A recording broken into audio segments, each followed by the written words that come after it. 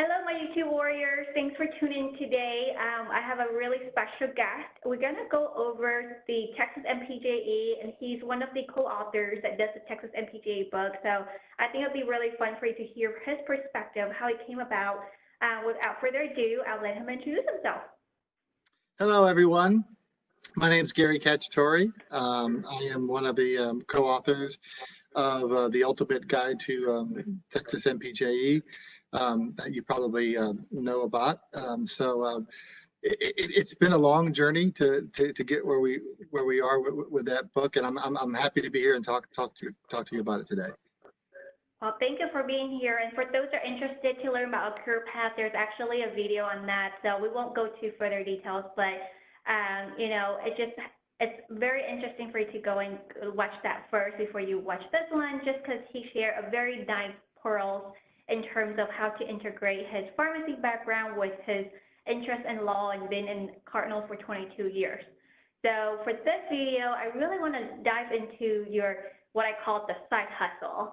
I know once you finished law school, you went into academia immediately and started teaching law. So how did you come up with the book itself, and just kind of share a little bit of your journey?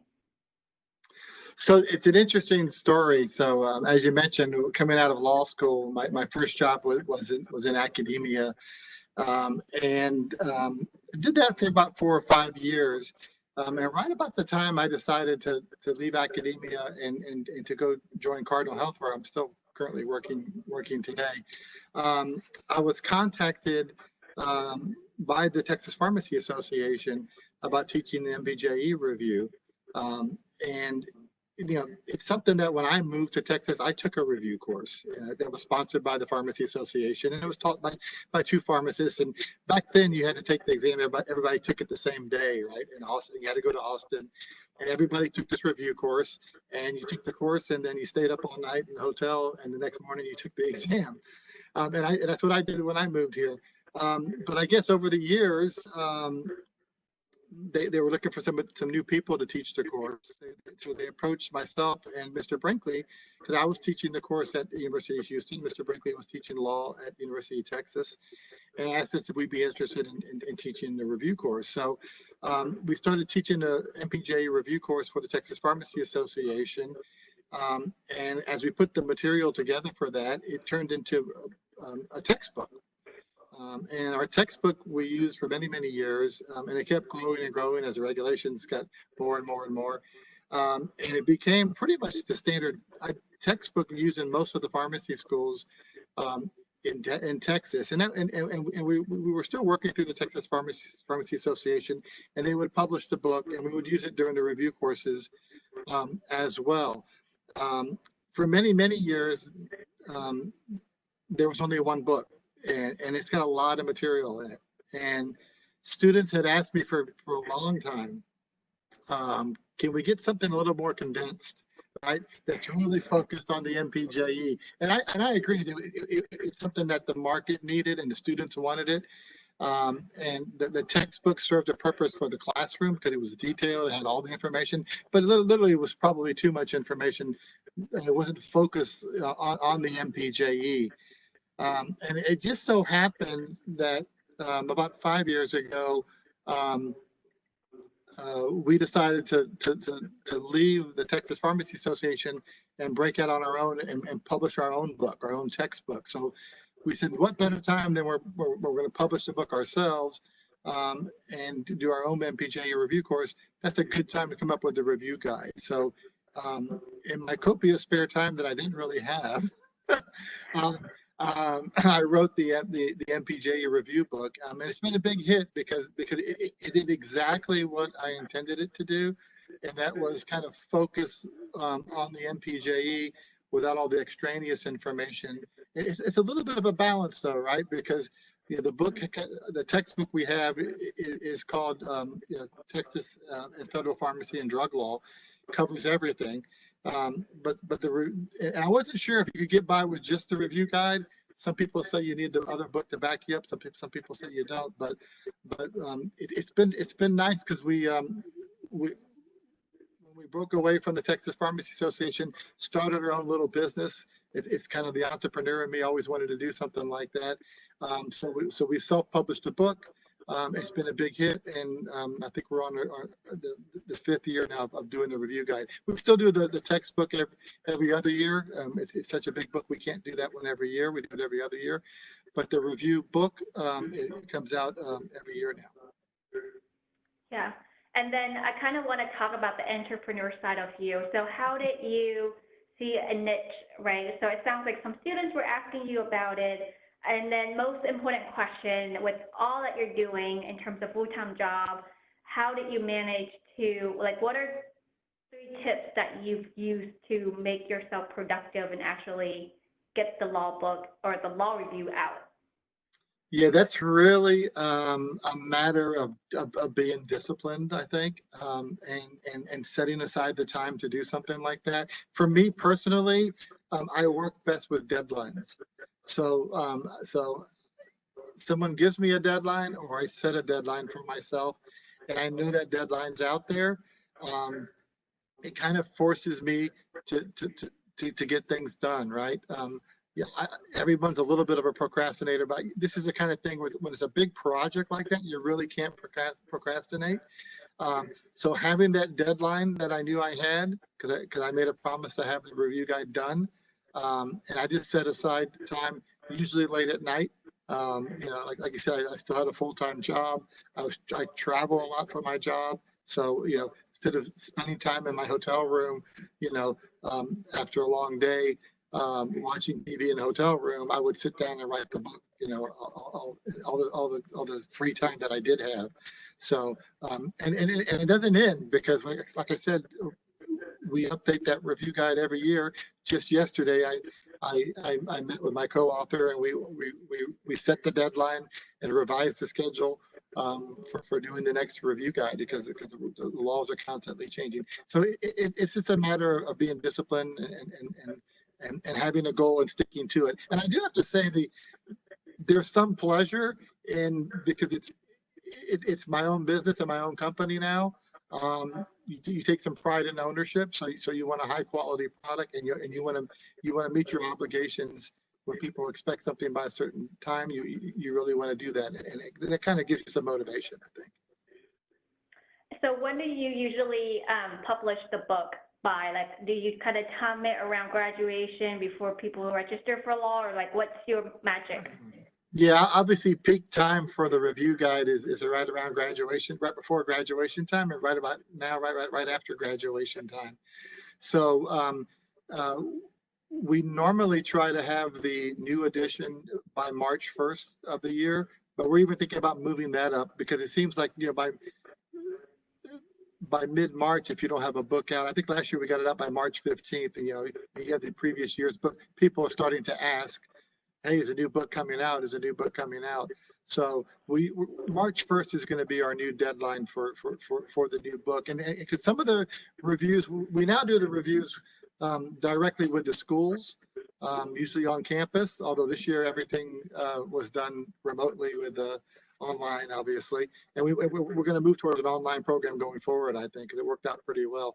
But some of the schools wanted to have them early, like in early April. So that was kind of our deadline before then. And some of the schools waited until May to have their reviews. But I'd say March 1st is kind of our new deadline to get the new review guide out every year. Yeah, and I'm one of those that benefit from the book, as I took the course at the Texas MPJE. I took the course at UT, but it's like you said, it's a lot of information. So by the time May or June, when I took the test, it's nice to have that, like, get to the point, practical solution, like, and all the charts that you have in that book is very appreciative, because I'm visual, and that helps to organize things.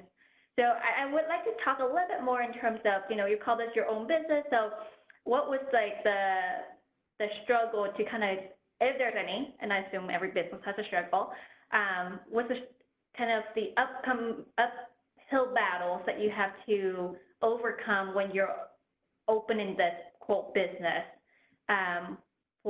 to get it started? I think with any type of business, sometimes you don't know what you don't know, right? So learning learning how to find someone who can help me publish the book, who can help finding someone who can help edit the book. Fortunately, I found someone who's been great on both of those things, but you kind of underestimate a lot of times the difficulty finding the right people too, right? So we've actually gone through a couple different editors because we've had issues. So everything's a little bit harder than you think it's going to be, a little bit more expensive than you think it's going to be. You know, and I know students complain about prices of books and things like that.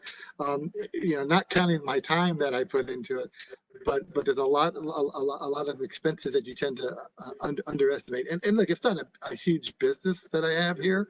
It's like you said, it's a side thing that I'm doing, but I really enjoy it because I feel like I'm giving back and helping students when they're starting their careers, and I think the book's kind of gained a little bit of a reputation as the go-to book in Texas, and we saw the niche there because there was one or two other books out there, but I think that what we found was people weren't keeping those books up to date, and that's the hardest part about the law, is trying to keep it up to date.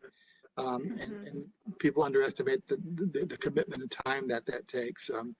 And recently, I've expanded the business on my own to an additional state because of some requests that I've got. So in terms of, do you hire well, in addition to editors, like, do you have a team of pharmacists or non-pharmacy professionals that work with you to kind of help you off the ground, or is it just you and Dr. Brinkley flying solo at this point?